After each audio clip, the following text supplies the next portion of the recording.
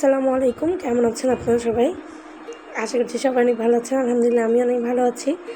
আজকে দেখাবো ভুনা মাছ রান্না। এটা করার জন্য একদম একটা বড় সাইজের একটা তেলাপিয়া মাছ নিয়েছি। দেন এটাকে একদম ফ্রেশ করে নেওয়ার পরে দুই পাশেই ছুরি দিয়ে কিনেছি, যেহেতু আপনি এটা মেরিনেট করবেন না, এখানে কিনতে হবে। নিয়েছি 1 কাপ টমেটো, 1 কাপ পেঁয়াজ কুচি, 2 থেকে 3টা রসুন, ধনেপাতা নিয়েছি, কাঁচামরিচ নিয়েছি, হলুদ নিয়েছি 1 টেবিল চামচ, লাল মরিচ নিয়েছি 1 টেবিল চামচ, আর লবণ তো যার যার টেস্ট অনুযায়ী, কেউ বেশি খায় কেউ কম খায়। দিয়ে দিচ্ছি পরিমাণ মতো তেল গরম হয়ে আসলে, একদমই ভালো করে গরম হয়ে আসলে দিয়ে দিব মাছটি। এটাকে ভালো করে 2 পিঠ উল্টিয়ে পুল্টিয়ে ভালো করে ভেজে নিব। একদম পুরো কুক করে ফেলবো না, মানে মিডিয়াম রেয়ার কুকই করবো।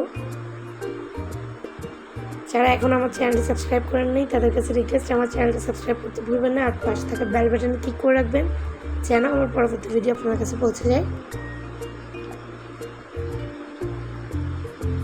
এক পিঠ ভালো করে হয়ে আসছে, এবার উঠিয়ে দিব। মাছটা ফ্রিজিং করার কারণে আসলে উপরে যে চামড়া থাকে এটা উঠে গিয়েছে। হয়ে গেছে আমাদের মাছ ফ্রাই।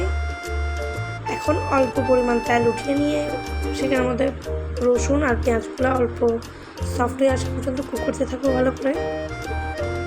কুক হয়ে আসলে দিয়ে দিব লাল গুঁড়া মরিচ, দিয়ে দিচ্ছি হলুদ, লবণ, টমেটোগুলো কুক হয়ে আসা পর্যন্ত আমরা ওয়েট করবো। দেন দিয়ে দিচ্ছি অল্প পরিমাণ পানি অ্যাড করে দিচ্ছি। টমেটোগুলো কুক হয়ে আসলে দিয়ে দিচ্ছি মাছটি, দিয়ে এটাকে ঢেকে দিচ্ছি কিছুক্ষণের জন্য। এটা একদম ভালো করে কুক করার কিছু নেই, যেহেতু আপনি এটা ফ্রাই করে ফেলেছেন।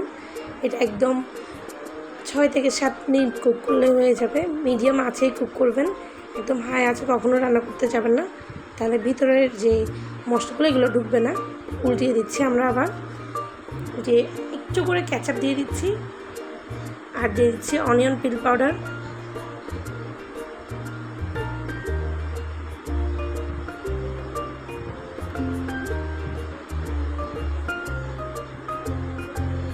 দিয়ে দিচ্ছি 2টি কাঁচামরিচ, সেগুলোকে একটা আম্মু একদম ফেলে দিয়েছে।